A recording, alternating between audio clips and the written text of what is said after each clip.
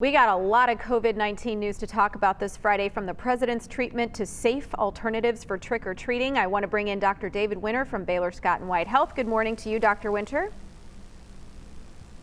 Good morning, Sonia. Happy Friday. Happy Friday. Well, let's start with kind of the short and long-term forecast when it comes to COVID-19 here locally. How are you feeling about things?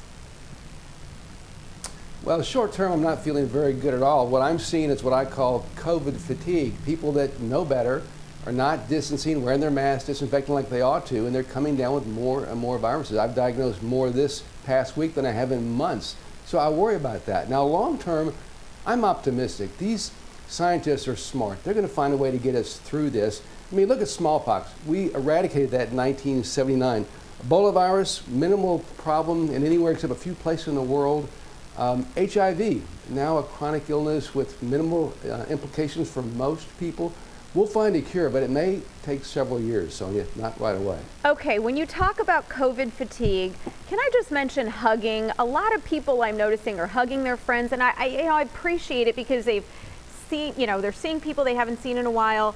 People have even tried to hug me, and I'm still, don't touch me, please. I don't know where you've been. Am I going overboard?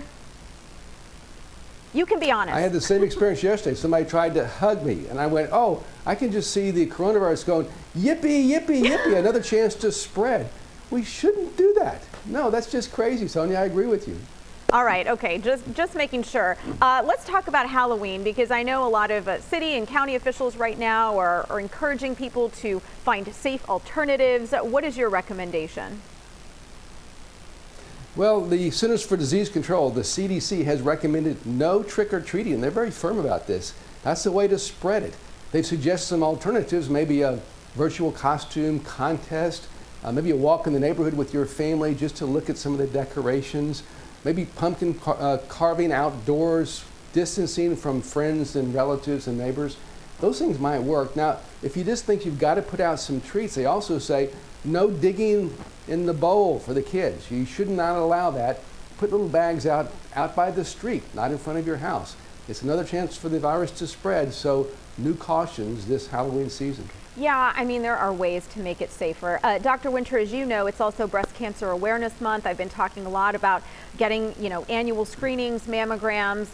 What do you say to patients who go, I'm just a little afraid to go into a hospital or a doctor's office to do this? Yeah, most outpatient mammography centers, I'll tell you, are taking a lot of precautions. If you worry about that, give them a call. Say, what are y'all doing there? I can tell you they're staggering appointments, they're disinfecting a lot. It's very important not to skip needed mammograms. We all know that late-stage breast cancer, you delay that and have late-stage breast cancer, the mortality rate is very, very high. Early-stage breast cancer, we can often cure that. So please don't miss a mammogram. Call ahead, you'll be reassured.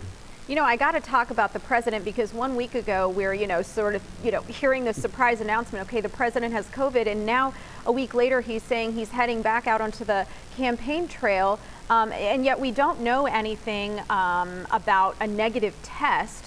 His, White House doctors are staying pretty tight-lipped about all of that stuff.